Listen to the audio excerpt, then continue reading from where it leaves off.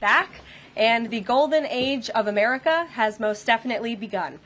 The Senate has already confirmed 5 of President Trump's exceptional cabinet nominees: Secretary of State Marco Rubio, Defense Secretary Pete Hegseth, CIA Director John Ratcliffe, Homeland Security Secretary Kristi Noem, and Treasury Secretary Scott Bessent.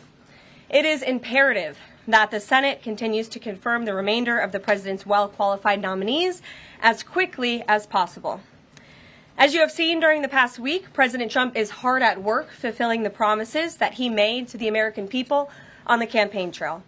Since taking the oath of office, President Trump has taken more than 300 executive actions, secured nearly $1 trillion in U.S. investments, deported illegal alien rapists, gang members, and suspected terrorists from our homeland, and restored common sense to the federal government. I want to take a moment to go through some of these extraordinary actions.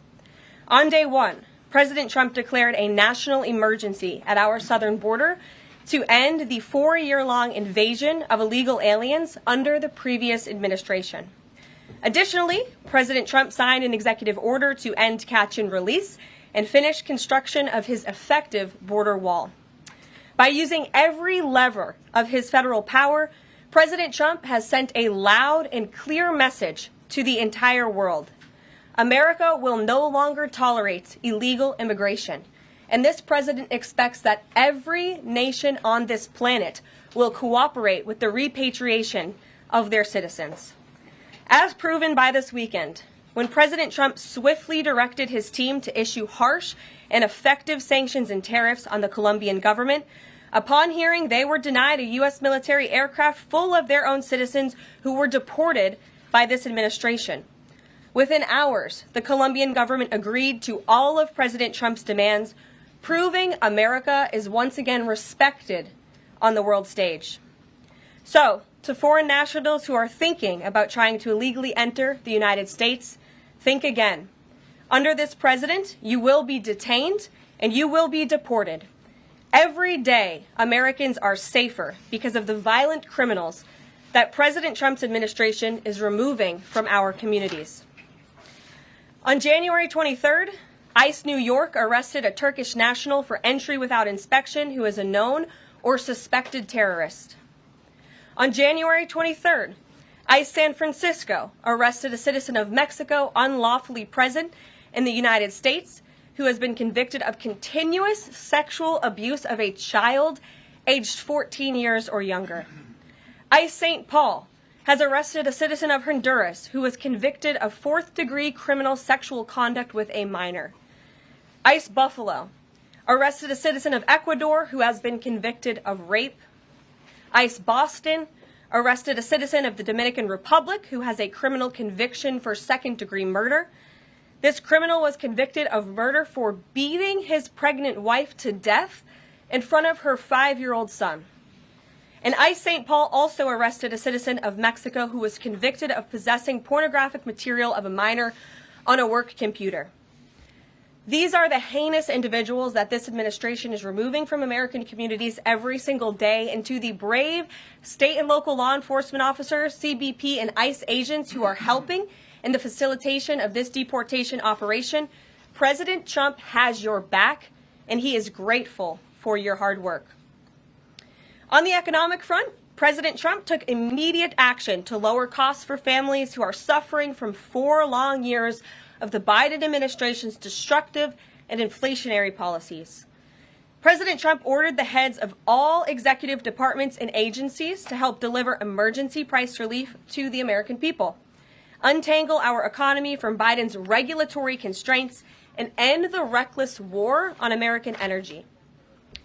President Trump also signed sweeping executive orders to end the weaponization of government and restore common sense to the federal bureaucracy. He directed all federal agencies to terminate illegal diversity, equity, and inclusion programs to help return America to a merit-based society.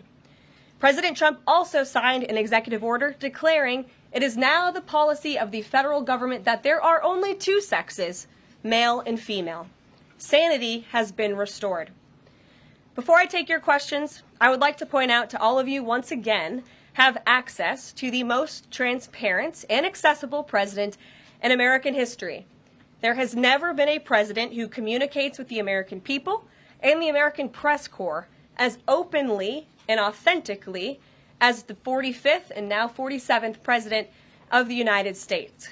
This past week, President Trump has held multiple news conferences, gaggled on Air Force One multiple times, and sat down for a two-part interview on Fox News, which aired last week.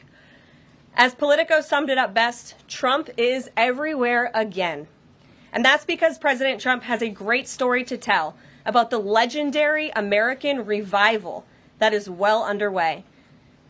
And in keeping with this revolutionary media approach that President Trump deployed during the campaign, the Trump White House will speak to all media outlets and personalities, not just the legacy media who are seated in this room. Because according to recent polling from Gallup, Americans' trust in mass media has fallen to a record low. Millions of Americans, especially young people, have turned from traditional television outlets and newspapers to consume their news from podcasts, blogs, social media, and other independent outlets. It's essential to our team that we share President Trump's message everywhere and adapt this White House to the new media landscape in 2025. To do this, I am excited to announce the following changes will be made to this historic James S. Brady briefing room, where Mr. Brady's legacy will endure.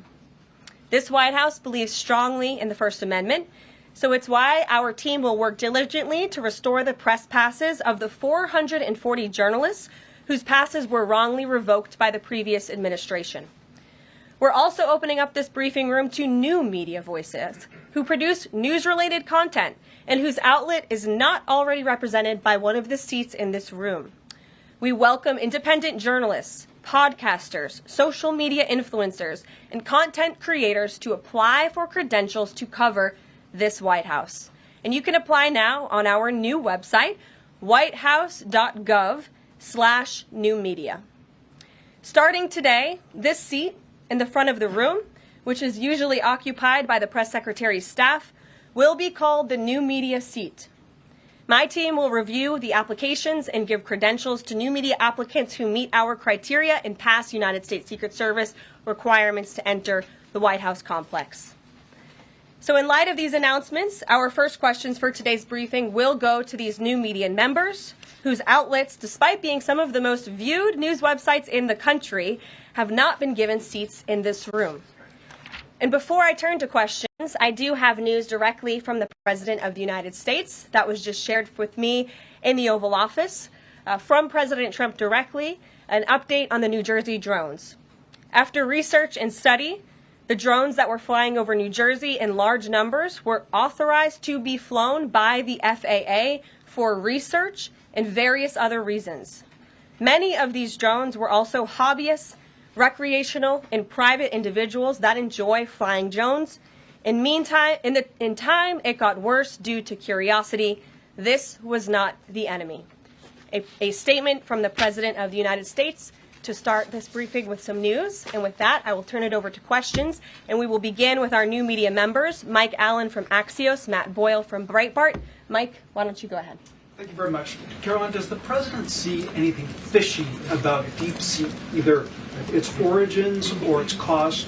And could China's ability to make these models quicker, cheaper, affect our thinking about expanding generation data centers manufacturing? Sure. The President was asked about DeepSeek last night on Air Force One when he gaggled for, I think, the third or fourth time throughout the weekend with members of the traveling press corps.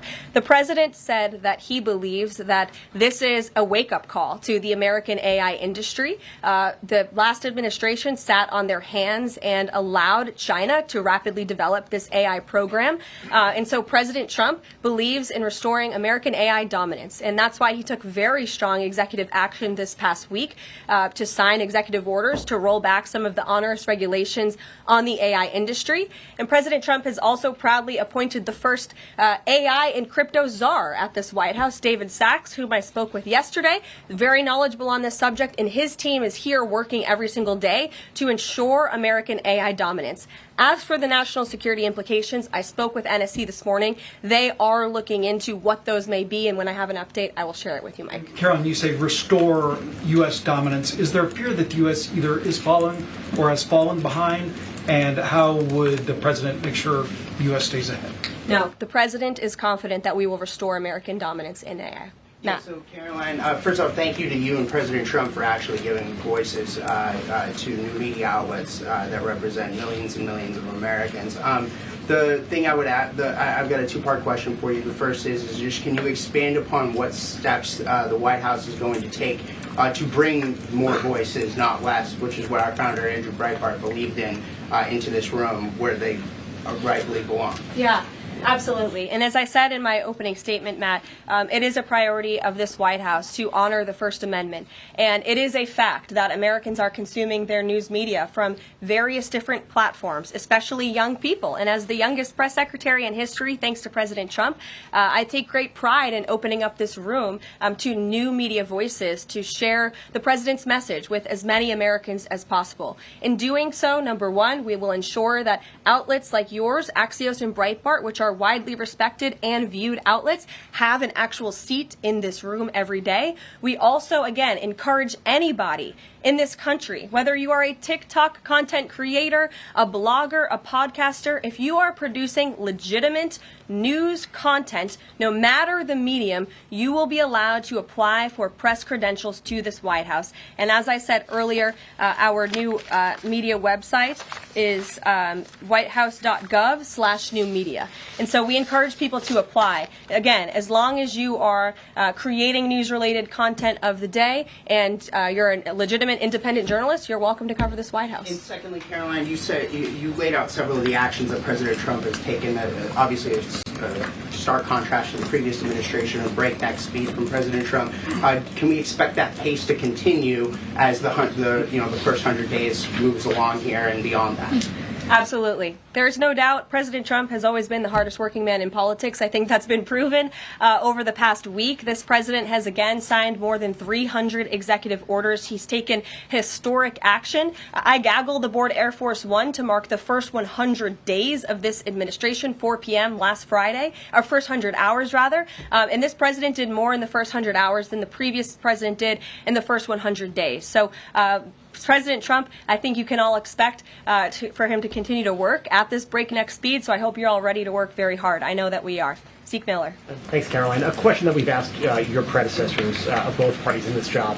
When you're up here in this briefing room speaking to the American public, do you view yourself and your role as advocating on behalf of the president or providing the unvarnished truth that is, not to lie, not to obfuscate to the American people? I commit to telling the truth from this podium every single day. I commit to speaking on behalf of the President of the United States. That is my job. And I will say it's very easy to speak truth from this podium when you have a president who is implementing policies that are wildly popular with the American people. And that's exactly what this administration is doing. It's correcting the lies and the wrongs of the past 4 years, many of the lies that have been told to your faces in this very briefing room. I will not do that.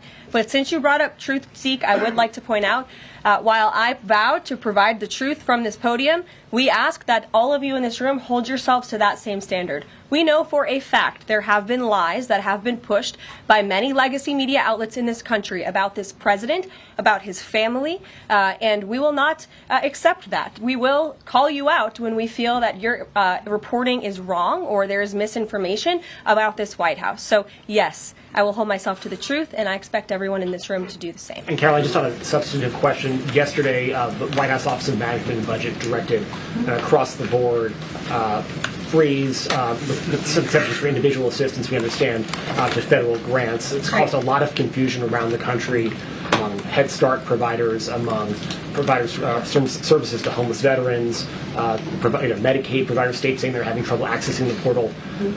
Could you help us clear up some of the confusion, give some certainty to folks? And also, is that uncertainty, how does that uncertainty service the president's voters?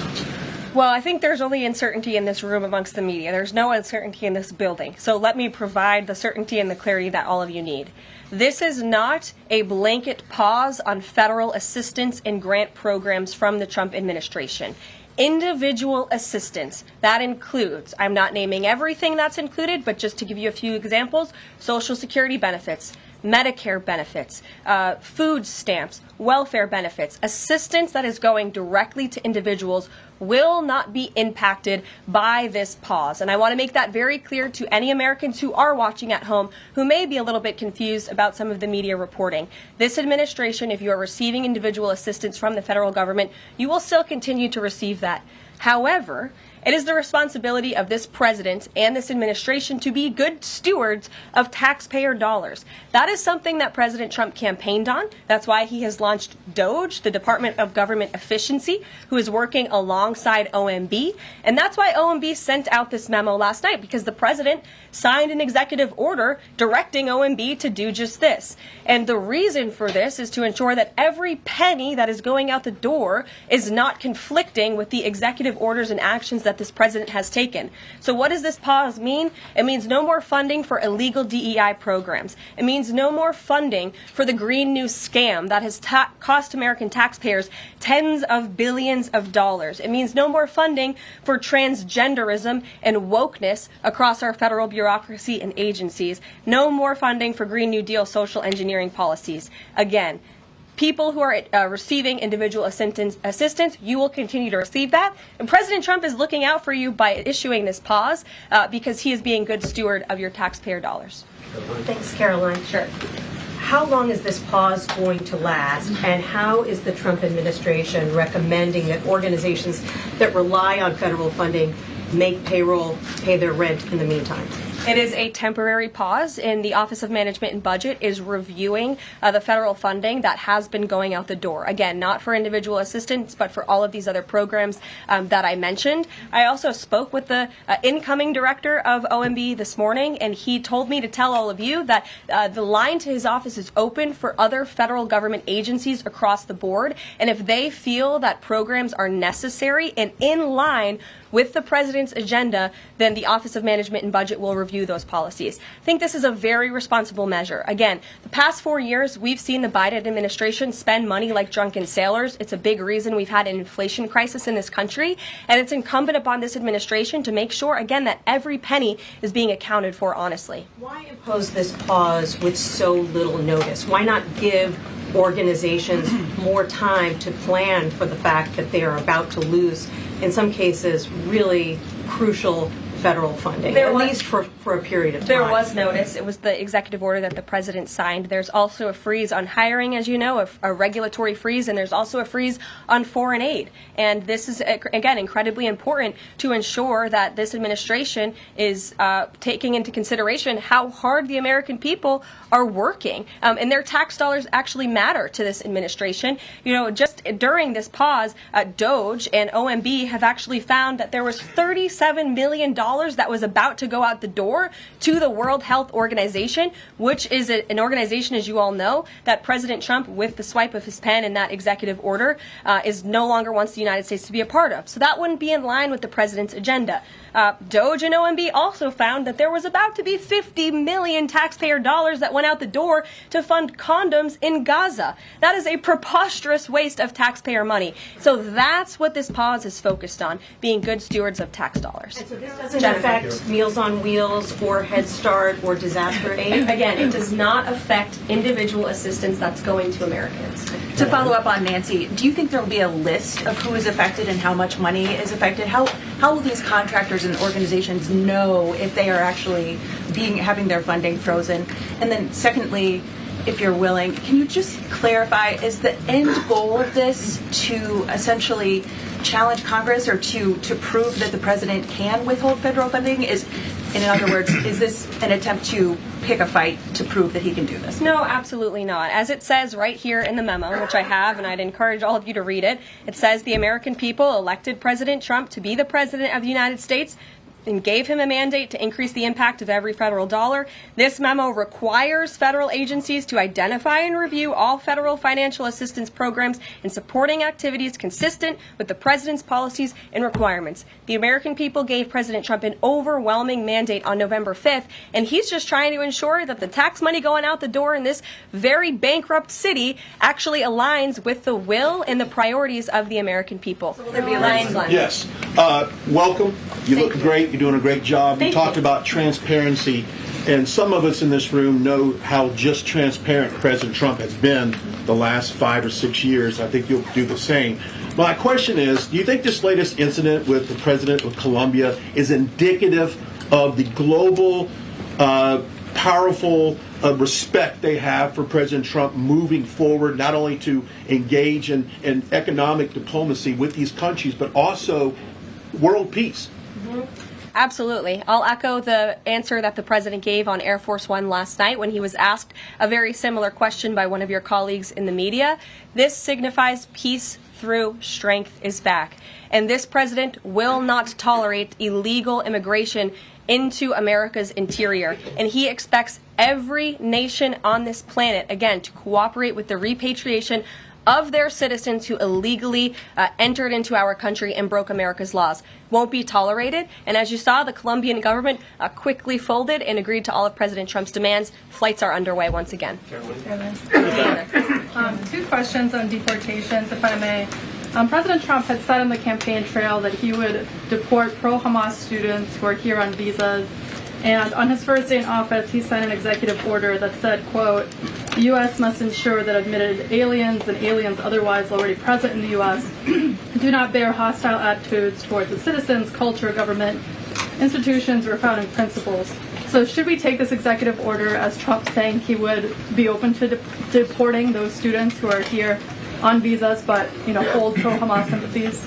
The president is open to deporting individuals who have broken our nation's immigration laws. So if they are here illegally, then certainly he is open to deporting them. And that's what this administration is hard at work at doing. We receive data from DHS and from ICE every single day.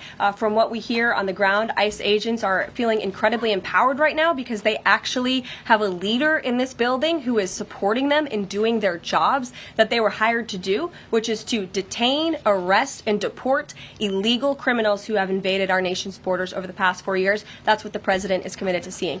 Peter. Just following up on the question on immigration first. President Trump, during the course of the campaign in 2024, said the following about illegal immigration. He said, they're going back home where they belong, and we start with the criminals. There are many, many criminals. NBC News has learned that ICE arrested 1,179 undocumented immigrants on Sunday, but nearly half of them, 566 of the migrants, appear to have no prior criminal record besides entering the country illegally. Is the president still focused exclusively, which is a civil crime, it's not criminal? It's a federal crime.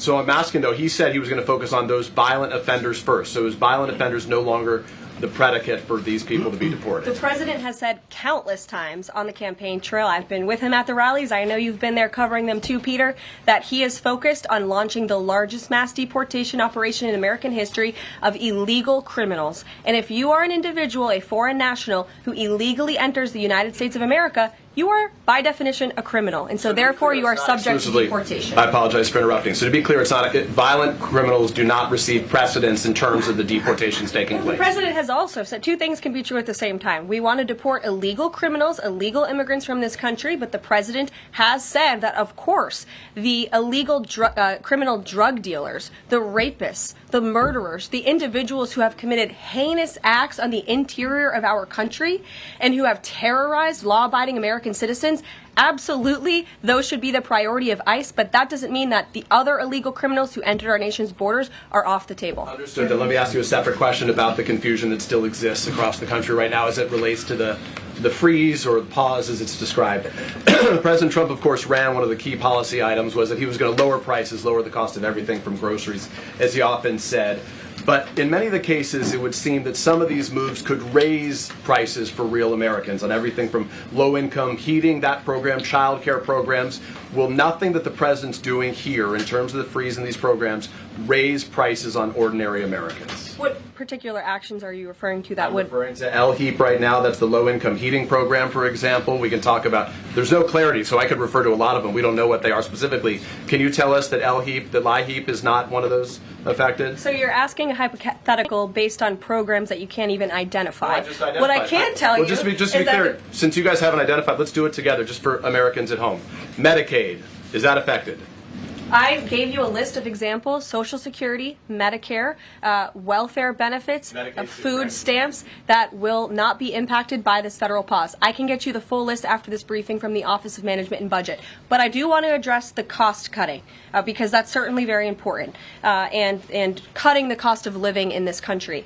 President Trump has taken historic action over the past week to do that. He actually signed a memorandum to deliver emergency price relief for American families, which took a number of actions. I can walk you through those. He also repealed many onerous Biden administration regulations. We know over the past 4 years, American households has been essentially taxed $55,000 in regulations from the previous administration. President Trump, with the swipe of his pen, rescinded those, which will ultimately put more money back in the pockets of the American people. So deregulation is a big deal. And then when it comes to energy, I mean, the president signed an executive order to declare a national energy emergency here at home, which is going to make America energy dominant. We know that energy is one of the #1 drivers of inflation. And so that's why the president wants to increase our energy supply to bring down costs for Americans. The Trump energy boom is incoming, and Americans can expect that. Please turn that around. Thank you. Caroline, I think some of the confusion may be here with this pause on federal funding. You've made it clear you're not stopping funds that go directly to individuals, but there certainly are lots of organizations that receive funding and then may pass along a benefit. Meals on Wheels, for one. They provide meals for over 2.2 million seniors. What is the president's message to Americans out there, many of whom supported him and voted for him, who are concerned that this is going to impact them directly, even if, as you said, the funding isn't coming directly to their wallet? I have now been asked and answered this question 4 times. To individuals at home who receive direct assistance from the federal government, you will not be impacted by this federal freeze. In fact, OMB just sent out a memo to Capitol Hill with Q&A to clarify some of the questions and the answers that all of you are asking me right now. Again, direct assistance will not be impacted. I've been asked and answered about this OMB memo. There's many other topics of the day. Jackie Heinrich. Indirect assistance, Caroline, it's going to another organization and then trickling down. Direct assistance that is in the hands of the American people will not be impacted. Again, as I said to Peter, we will continue to provide that list as it comes to fruition. But OMB right now is focused on analyzing the federal government's spending, which is exactly what the American people elected President Trump to do. And one question on immigration, Caroline, on immigration. Of the 3,500 arrests ICE has made so far since President Trump came back into office, can you just tell us the numbers? How many have a criminal record versus those who are just in the country illegally? All of them, because they illegally broke our nation's laws, and therefore they are criminals as far as this administration goes. I know the last administration didn't see it that way, so it's a big culture shift in our nation to view someone who breaks our immigration laws as a criminal, but that's exactly what they are. You may have one going with the worst first. They all have a criminal record. And welcome to the briefing If they room. broke our nation's laws, yes, they are criminal. Yes. Thank you. On stripping security details for figures like John Bolton, Pompeo, Brian Hook, Senator Tom Cotton said that he's seen the intelligence and the threat from Iran is real for anyone who played a role in the Soleimani strike. He voiced concern it wouldn't just impact those individuals, but potentially their family, innocent bystanders, friends, anyone who's near them when they're out in public. Is the president open to reconsidering his decision? The president was asked and answered this yesterday, and he was firm in his decision despite some of the comments that you had referenced. And he's made it very clear that he does not believe American taxpayers should fund security details for individuals who have served in the government for the rest of their lives. And there's nothing stopping these individuals that you mentioned from obtaining private security. That's where the president stands on it. I have no updates on that. Is there any concern that this decision might jeopardize the administration's ability to hire the best advisors for these kinds of positions in the future? No, in fact, I've talked to the Presidential Personnel Office, who has told me directly that there is such an influx of resumes for this administration that it's incredibly overwhelming. There is no lack of talent for the Trump administration. Ron, would he take any responsibility if anything happened to these people? Would he feel at all that his decision was a factor in that? The president was asked and answered this yesterday. I defer you to his comments. Caroline. Reagan, since you're in the back row, I hear you. The back row hasn't gotten much attention in the last 4 years, so I'm happy to answer your question. And I can project. Does the president intend to permanently cut off funding to NGOs that are bringing illegal foreign nationals to the country, such as Catholic charities? I am actually quite certain that the president signed an executive order that did just that, and I can point you to that. Or Caroline, President Trump issued an executive order on increased vetting for refugees in visa applications. Part of that order was considering an outright ban for countries that have deficient screening processes. Has the president considered yet which countries might fall into this category, or countries like Afghanistan or Syria under consideration for a full ban? Yeah, so the president signed an executive order to streamline the vetting for visa applicants and for illegal immigrants in this country who are coming, of course, from other nations. It also directed the Secretary of State to review the process and make sure that other countries around the world are being completely transparent with our nation and the individuals that they are sending here. And so the Secretary of State has been directed to report back to the president. I haven't seen that report yet. We've only been here for a few days. One on the freeze in federal funding. Who advised the president on the legality of telling government agencies that they don't have to spend money that was already appropriated by Congress? Well, as the OMB memo states, this is certainly within the confines of the law. So White House counsel's office believes that this is within the president's power to do it, and therefore he's doing it. Okay, so they disagree with lawmakers who say that they don't have the power to freeze this funding. Again, I would point you to the language in the memo that clearly states this is within the law. And all that happened on Friday night. The administration fired several inspectors general without giving Congress the 30-day legally required notification that they were being fired. I think only 2 were left at DHS and the DOJ. And then yesterday we saw several prosecutors, I believe 12, fired from the Justice Department who worked on the investigations into the president. As you know, they are career prosecutors, therefore they are afforded civil service protections. How is the administration deciding which laws to follow and which ones to ignore? So it is the belief of this House and the White House counsel's office that the president was within his executive authority to do that. He is the executive of the executive branch, and therefore he has the power to fire anyone within the executive branch that he wishes to. There's also a case that went before the Supreme Court in 2020, Scala Law LLC versus the Customs, Bureau Protection. I would advise you to look at that case, and that's the legality that this White House was resting on. So you're confident that if they bring lawsuits against you, those prosecutors who were fired, that they will succeed? We will win in court. And yes. Did he personally direct this, given they worked on the documents investigation and the election interference investigation? This was a memo that went out by the Presidential Personnel Office, and the president is the leader of this White House. So yes. Yes. Caroline. Sure. Thank you. Congrats on your first day on the podium. Thank you. President Trump ended funding for UNRWA and also designated the Houthis a foreign terrorist organization. That's right. Both were decisions that the previous administration had reversed. So here's my question. Will there be an investigation into who gave the previous administration this terrible advice? Well, that's a very good point. I haven't heard discussions about such an investigation, but it wouldn't be a bad idea considering that the Houthis certainly are terrorists. They have launched attacks on U.S. naval ships across this world, and so I think it was a very wise move by this administration to redesignate them as a terrorist group, because they are, and I think it was a foolish decision by the previous administration to do so. As for an investigation, I'm not sure about that, but it's not a bad idea. Josh. Thank you for the question. I appreciate it. Can you give us an update on the president's plans for his tariff agenda? He spoke a lot about this yesterday, and there's a couple of dates coming up that he's spoken to. Number one, February 1st, he's alluded to both the potential for tariffs for Canada and Mexico, but also China to take effect on those days. What's he thinking about that?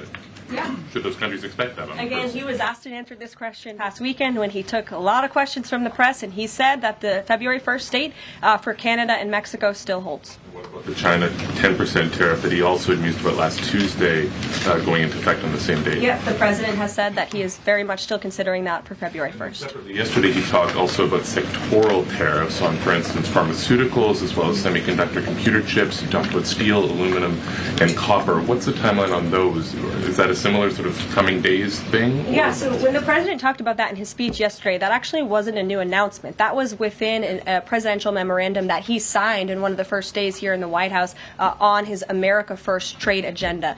So there's more details on those tariffs in there. As far as a date, I don't have a specific date to read out to you, but the president is committed to implementing tariffs effectively, just like he did in his first term. Finally, he also was asked on the plane when he gaggled about the potential for a universal tariff. He was asked maybe about 2.5%. There was a report about that. He said he wanted much bigger than that. Should we understand that these tariffs would add up? You know, in other words, you might have country-specific tariffs like Canada, Mexico, China. You might have sectoral tariffs like on pharmaceuticals, as well as a potential universal tariff on top of that? Do these stack on one or the other, or would one sort of take precedence over another? All I can point you to is what the president has said on this front. The February 1st date for Canada and Mexico, also the China tariff that he has discussed. He rejected the 2.5% tariff. He said that was a little bit too low. He wants it to be higher. I'll leave it to him to make any decisions on that front. Phil Weichman. What the Mexicans and Canadians have done so far, do you have any comment on whether that has met the bar, what he wants to see on fentanyl? Thank you. I won't get ahead of the president again on advocating to foreign nations on what they should or shouldn't do to get away from these tariffs. The president has made it very clear, again, that he expects every nation around this world to cooperate with the repatriation of their citizens. And the president has also put out specific statements in terms of Canada and Mexico when it comes to what he expects in terms of border security. We have seen a historic level of cooperation from Mexico, but again, as far as I'm still tracking, and that was last night talking to the president directly, February 1st is still on the books. Phil. Thank you, Caroline. Quick programming note and then a question on taxes. Well, in terms of programming, should we expect to see you here every day? How frequently will these press briefings be? It is a good question, April. So, look, the president, as you know, is incredibly accessible. First day here, he wanted all of you in the Oval Office. You got a 60-minute press conference with the leader of the free world while he was simultaneously signing executive orders. I may add that's pretty impressive. I don't think the previous office holder would be able to pull such a thing off. So, look, the president is the best spokesperson that this White House has, and I can assure you that you will be hearing from both him and me as much as possible. And then a question about tax cuts. The president has promised to extend the tax cuts from the previous term.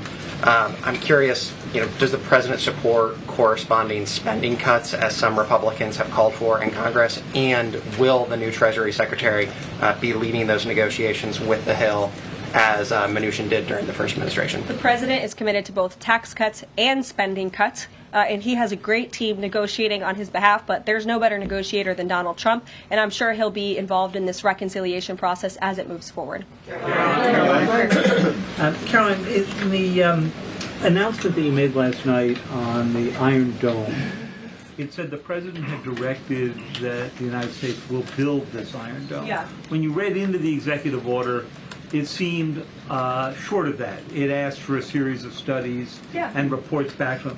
Can you tell us whether the president has directed this? And if he is this concerned on this issue, why the suspensions that we saw listed by OMB included so many different nuclear programs, non-proliferation programs, programs to blend down nuclear weapons, and so forth? First of all, when it comes to the Iron Dome, the executive order directed the implementation of an Iron Dome. It also, as you said, kind of directed research and studies to see if or how the United States can go about doing this, particularly the Department of Defense. When it comes to the other question that you asked about those specific programs, again, I would say this is not a ban. This is a temporary pause and a freeze to ensure that all of the money going out from Washington, D.C. is aligned with the president's agenda. And as the Office of Management and Budget has updates on what will be kickstarted once again, I will provide those to you. Just to clarify for a sec what you were saying before on Medicaid. It wasn't clear to me whether you were saying that no Medicaid would be cut off. Obviously, a lot of this goes to states before it goes to individuals and so forth. So are you guaranteeing here that no individual now on Medicaid would see a cutoff because of the pause? I'll check back on that and get back to you. John. Thanks a lot, Caroline. As you know, in the first week that the president was in office, signed an executive order as it relates to birthright citizenship, trying to eliminate that. Now, 22 state attorney generals have said that this is unconstitutional. A federal judge has just agreed with their argument. What's the administration's argument for doing away with birthright citizenship? The folks that you mentioned have a right to have that legal opinion, but it is in disagreement with the legal opinion of this administration. This administration believes that birthright citizenship is unconstitutional, and that is why President Trump signed that executive order. Illegal immigrants who come to this country and have a child are not subject to the laws of this jurisdiction. That's the opinion of this administration. We have already appealed the lawsuit that was filed against this administration, and we are prepared to fight this all the way to the Supreme Court if we have to, because President Trump believes that this is a necessary step to secure our nation's borders and protect our homeland. On foreign policy, Caroline, on foreign policy, if I may, the president's commitment to the NATO defense alliance, is it as strong as the prior administration? Is it the same as when he served as president in his first term in office? As long as NATO pays their fair share, and President Trump has called on NATO allies to increase their defense spending to 5%. You actually saw the head of NATO at Davos last week on Bloomberg television saying that President Trump is right, and if Europe wants to keep itself safe, they should increase their defense spending. I would just add that there was no greater ally to our European allies than President Trump in his first term. The world for all nations in Europe, and of course here at home, was much safer because of President Trump's peace through strength diplomatic approach. Well, thank you, Caroline, and it's great to finally be called on as well in the briefing room. I appreciate that. Of course, we know President Trump just got back from North Carolina and California, meeting with victims of natural disasters. There's the 2-year anniversary of the East Palestine, Ohio toxic train derailment. Does the president have any plans to go visit the victims of that toxic spill, or just visit in general? No plans that I can read out for here. If that changes, I will certainly keep you posted. What I can tell you is that President Trump still talks about his visit to East Palestine, Ohio. That was one of the turning points, I would say, in the previous election campaign, where Americans were reminded that President Trump is a man of the people, and he, as a candidate, visited that town that was just derailed by the train derailment, no pun intended, and he offered support and hope. Just like I saw the president do this past week, it was a purposeful decision by this president on his first domestic trip to go to North Carolina and to California to visit with Americans who were impacted by Hurricane Helene and also by the deadly fires. A red state and a blue state, both of which feel forgotten by the previous administration and the federal government. That is now ended under President Trump. He will continue to put Americans first, whether they're in East Palestine, in Pacific Palisades, or in North Carolina.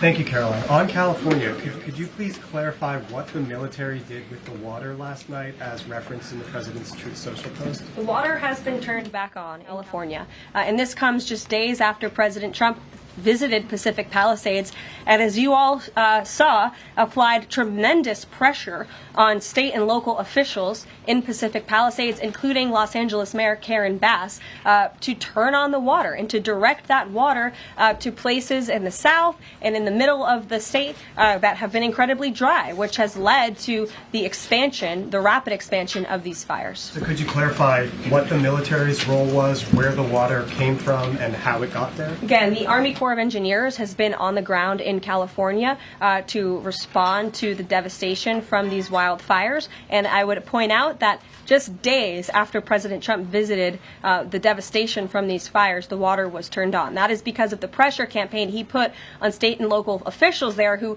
clearly lack all common sense. And I will never forget being at that roundtable with the president last week and hearing the frustration in the voices of Pacific Palisades residents who feel as though their government has just gone insane. Before President Trump showed up on the scene, Karen Bass was telling private property owners that they would have to wait 18 months to access their private property. So this administration, the president and his team that's on the ground in California, Rick Grinnell, who he has designated to oversee this great crisis, it will continue to put pressure on Karen Bass and state and local officials to allow residents to access their properties. This is a huge part of it. These residents want to take part in their own clearing out of their properties. They should be able to do that. It's the United States of America. What happened to our freedom? Clearly it's gone in California, but not anymore under President Trump. April. Caroline, welcome to the briefing room. Thank you. Several questions. One on the pause. Will minority-serving institutions, preferably colleges and universities, have those monies held back temporarily at this moment? Again, I have not seen the entire list because this memo was just sent out. So I will provide you all with updates as we receive them, okay? Secondly, when it comes to immigration, there is this southern border focus. What happens to those who've overstayed their visas? That is part of the broken immigration system. In 2023, there was a report by the Biden administration, the Homeland Security Department, that said overstays of visas were 3 times more than usual. Will there be a focus on the overstays for visas as well? If an individual is overstaying their visa, they are therefore an illegal immigrant residing in this country, and they are subject to deportation. And also, yes. lastly, as we're dealing with anti-DEI, anti-woke efforts, we understand this administration is thinking about celebrating Black History Month. Have you got any word on that? Anything that you can offer to us? As far as I know, this White House certainly still intends to celebrate, and we will continue to celebrate American history and the contributions that all Americans, regardless of race, religion, or creed, have made to our great country, and America is back. Christian Dayton. Thanks, Caroline. Just real quick, you mentioned the inflation executive order the president signed, but egg prices have skyrocketed since President Trump took office. So what specifically is he doing to lower those costs for Americans? Really glad you brought this up, because there is a lot of reporting out there that is putting the onus on this White House for the increased cost of eggs. I would like to point out to each and every one of you that in 2024, when Joe Biden was in the Oval Office, or upstairs in the residence sleeping, I'm not so sure, egg prices increased 65% in this country. We also have seen the cost of everything, not just eggs. Bacon, groceries, gasoline have increased because of the inflationary policies of the last administration. As far as the egg shortage, what's also contributing to that is that the Biden administration and the Department of Agriculture directed the mass killing of more than 100 million chickens, which has led to a lack of chicken supply in this country, therefore a lack of egg supply, which is leading to the shortage. So I will leave you with this point. This is an example of why it's so incredibly important that the Senate moves swiftly to confirm all of President Trump's nominees, including his nominee for the United States Department of Agriculture, Brooke Rollins, who is already speaking with Kevin Hassett, who's leading the economic team here at the White House, on how we can address the egg shortage in this country. As for costs, I laid out the plethora of ways that President Trump has addressed saving costs for the American people over the past week. He looks forward to continuing to doing that in the days ahead. Thank you. One more border Are question, Medicaid portals down in all 50 states? That was good.